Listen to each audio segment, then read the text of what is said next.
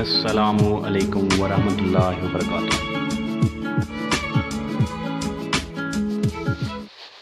एक दफ़ा फिर आपको सेहत के चैनल में खुशामदीद कहते हैं। आज हमारा मौजू है एंटामिज़ोल टैबलेट।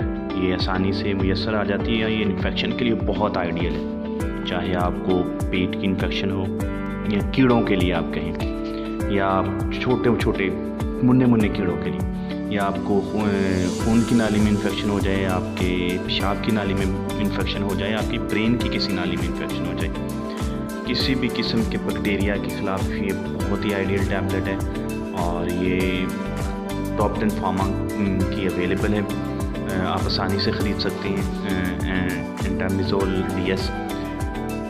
इसके साइड इफ़ेक्ट भी इससे क्या आ सकती है, आपकी नींद डिस्टर्ब हो सकती है, आपको बेचैनी हो सकती है, पेट में दर्द हो सकता है, दिमागी बीमारी हो सकती है। इसलिए इस टैबलेट को इस्तेमाल करने के लिए डॉक्टर की कंसल्टेंसी बहुत ज़रूरी है। डॉक्टर के मशवरे से इस्तेमाल करें तो ज़्यादा मुफीद रहेगी, क्योंकि ये चैनल सिर्फ आपको इन्फॉर्मेशन प्रोवाइड करता है। आप डॉक्टर से कंसल्ट किए बगैर कोई मेडिसिन इस्तेमाल ना करें। चैनल को सब्सक्राइब करें और जुड़े रहें।